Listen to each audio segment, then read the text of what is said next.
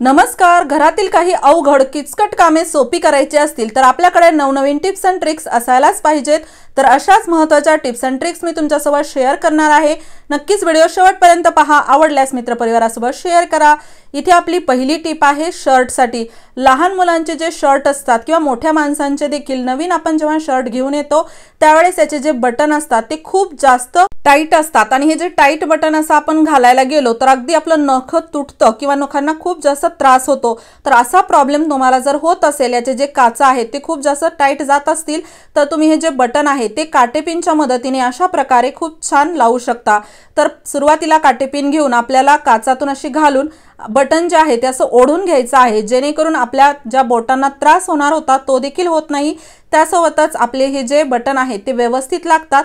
अगदी प्रत्येक वेळेस नाही पण कधीतरी इमर्जन्सीच्या वेळी तुम्हाला ही ट्रिक खूप कामी येईल, कारण की बऱ्याच वेळा हा प्रॉब्लेम येतो. अगदी काच एवढा टाईट असतो, छोटा असतो की बटन त्यातून जात नाही, पण त्यावेळेस हा उपाय करा. यानंतरची आपली टिप आहे दिव्यासाठी. दिव्यासाठी आपण जर फुलवात तयार केली तर फुलवात जी आहे ती इकडे तिकडे अशी पडायला लागते. तर याला व्यवस्थित असं सरळ ठेवण्यासाठी आपण खालचा भाग नेहमी अशा प्रकारे पसरवून यामध्ये ठेवला पाहिजे.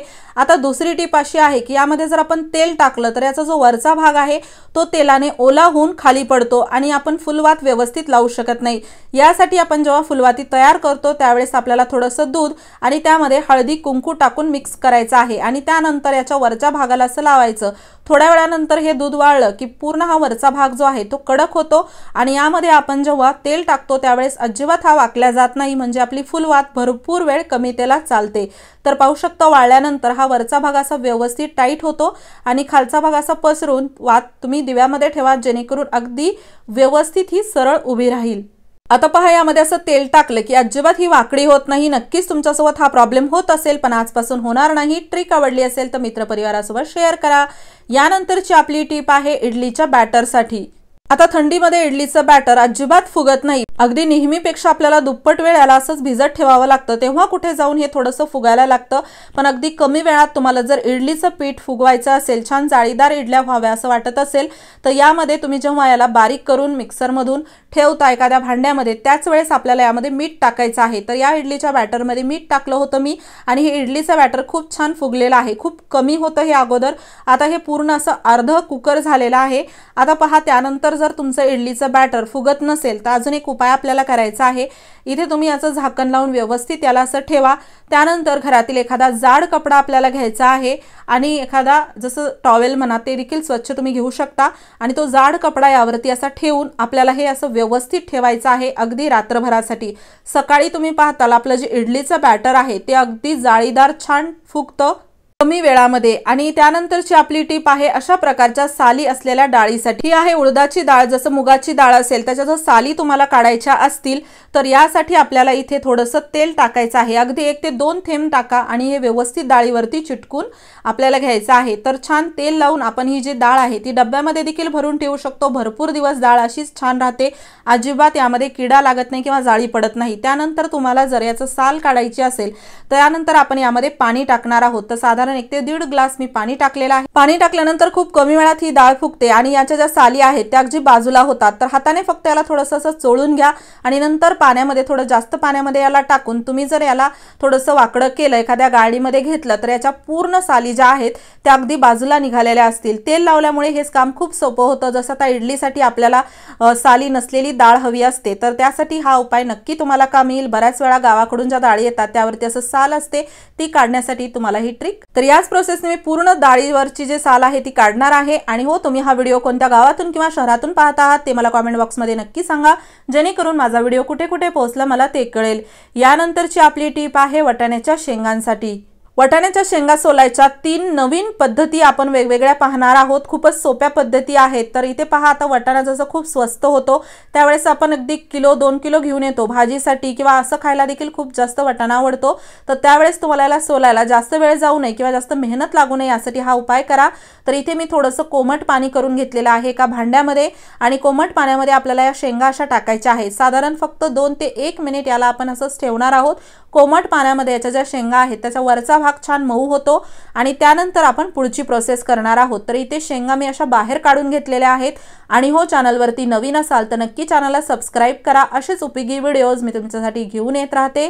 अगदी थोड्या शेंगा असतील तर आपण सहज याला सोलू शकतो, पण भरपूर शेंगा सोलायच्या म्हणलं की बराच वेळ जातो। जसं आता कुठे भरपूर लोकांचा स्वयंपाक करायचा असेल तर त्यावेळेस देखील तुम्हाला ही ट्रिक कामी येईल।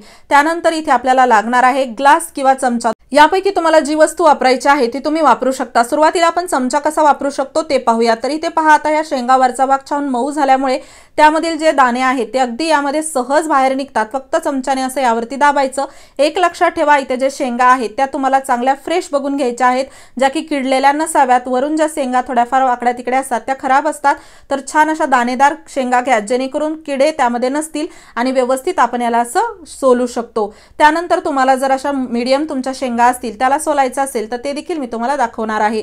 तर पाहू शकता, ग्लासने देखील हे काम आपलं खूप सोपं होत आहे। फक्त यावरती असं दाबलं की याचे जे पूर्ण वाटाणे आहेत ते बाहेर निघतात। ग्लास किंवा चमचा दोन्हीपैकी काहीही वापरा, तुमचे वाटाण्याच्या शेंगा खूप कमी वेळात छान सोलल्या जातील। आणि या पद्धतीमुळे आपले जे वाटाणे आहेत ते देखील अजिबात तुटत नाहीत, अख्खे वाटाणे आपल्याला भेटतात। याच पद्धती वापरून मी भरपूर वाटाण्याच्या शेंगा सोलून ठेवलेल्या आहेत, त्यामुळे मी तुमच्या समोर अगदी थोड्याशा शेंगा सोलून दाखवत आहे।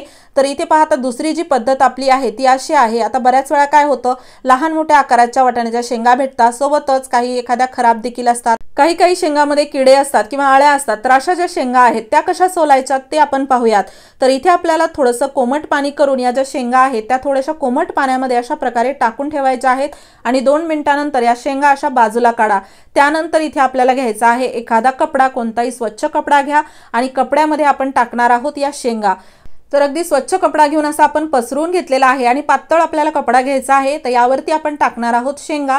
आता हे शेंगा पहा, जास्त उकडल्या गेलेल्या नाहीत, यामध्ये जे वाटाणे आहेत ते जास्त असे मऊ होत नाहीत, नॉर्मलच राहतात। फक्त त्याचा वरचा भाग जो आहे तो मऊ होतो, त्यामुळे आपले जे वाटाणे आहेत ते खूप दिवस फ्रेश देखील राहतात। यानंतर पहा, आपल्याला घ्यायचा आहे झाऱ्या। तर कपडा मी यावरती असा टाकलेला आहे, त्यानंतर झाऱ्याने आपण याला असं थोडंसं मारून घेणार आहोत। हलक्या हलक्या हाताने आपल्याला हे करायचं आहे, जेणेकरून मऊ झालेल्या वाटाण्याच्या सालीमधून पटापट वाटाणे बाहेर यायला लागतात। अगदी यामध्ये आपल्याला जास्त वेळही लागत नाही, तुम्ही ते झाऱ्याऐवजी एखादी दुसरी वस्तू देखील वापरू शकता आणि याचा रिझल्ट अगदी तुमच्या समोर आहे। पहा, खूप छान वाटाण्याच्या शेंगा अशा तुटतात आणि त्यामधून वाटाणे देखील बऱ्याच प्रमाणात बाहेर येतात। तर या प्रोसेसमुळे आपला भरपूर वेळ वाचतो आणि हे फक्त आपण थोड्याशा शेंगासाठी नाही, तर अगदी भरपूर जर किलो 2 किलो शेंगा सोलायच्या असतील त्यासाठी वापरलं तर नक्कीच आपल्याला फायदा होईल। आणि दोन्ही पद्धतीमध्ये तुम्ही पाहू शकता, वाटाणे जे आहेत ते अजिबात तुटत नाहीत, अख्खे वाटाणे छान आपल्याला भेटतात। कोणत्याही भाजीसाठी किंवा असे तुम्हाला फ्रोझन करून ठेवायचे असतील तरी देखील तुम्ही हे वाटाणे वापरू शकता। आणि खूप छान आपण याला असं सोलून ठेवलेलं आहे। तुम्हाला सर्वात जास्त कोणती टिप आवडली ते मला कमेंट बॉक्समध्ये नक्की सांगा। व्हिडिओ आवडला असेल व्हिडिओला लाईक करा, शेअर करा, चॅनलवरती नवीन असाल सबस्क्राइब नक्की करा। असेच उपयोगी व्हिडिओज मी तुमच्यासाठी घेऊन येत राहते। पूर्ण व्हिडिओ पाहिल्याबद्दल मनापासून धन्यवाद। चला तर मग परत भेटूया अशाच एका व्हिडिओ